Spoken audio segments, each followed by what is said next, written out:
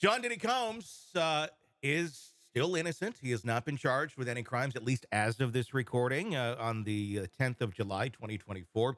But there's a grand jury seated. It's been confirmed. They are looking into him and possible sex trafficking, other things as well. They're looking into sexual abuse and other related crimes. There's been, of course, many civil lawsuits. Another one just being filed the other day, and by the time anyone sees this, there's probably going to be more. At the end of the day, it's going to be a lot of things that come together on this. There'll be hard evidence, but there's also going to be image and portrayal of yourself to the public does make a difference. Joining me to discuss, Shavaun Scott, psychotherapist and author. If Diddy does go to trial at some point in time, if he is brought up on these charges, there's a lot that's going to be looked back upon. Obviously, he's someone who likes to flaunt his wealth, someone who likes to be out there in a very narcissistic look at me type capacity. He's denied several charges, and then, well, a video came out, and it turns out everything that was said of his accusations against him from Cassie turned out to be pretty much exactly true.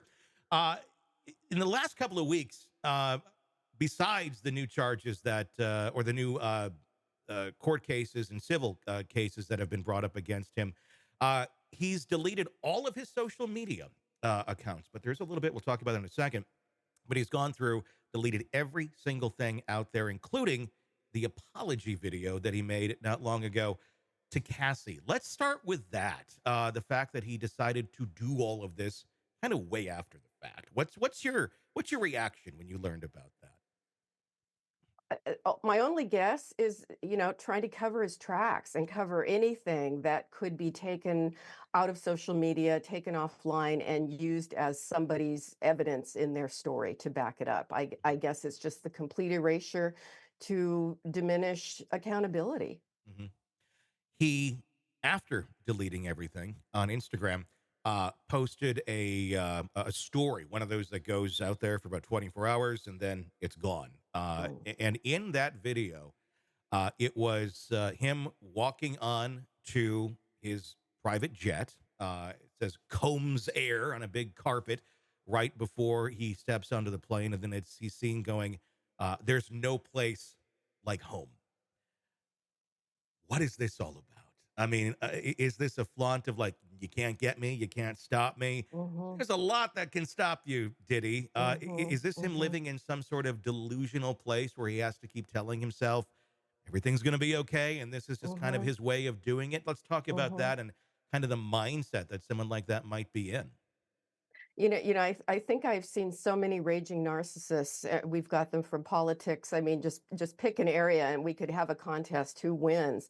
But I tell you, this guy is near the top with his overt messaging that he just can't seem to contain himself from doing. It's really difficult to watch. I mean, what is going on in the mind of someone like that with being a kind of a raging narcissist, as you said? Uh, is there no understanding of how others are accurately viewing you in reality? No, no, clearly not. Clearly not. It is the strangest thing. And my personality, I'm probably the opposite of a narcissist. It's so hard for me to not feel really humble, Yeah. and I have to always fight to say, I've got something to say and it's okay to come out and say it. And so for me to wrap my head around somebody that is just constantly aggrandizing themselves and has this like addictive compulsion to be gawked at and looked at and to look like the richest guy and the most powerful guy, the sexiest guy. It's completely strange, and it's a very different way of moving through the world than the way most of us do. This would just be complete speculation. Do you think Sean Combs has ever, or would he ever go to any sort of counseling or see a therapist or anything to try and reel himself in a little bit, maybe get a little bit of perspective or try to get a little bit of perspective on what is going on in his life and how others are viewing him? And would it make even a bit of difference? Just pure Yeah. speculation.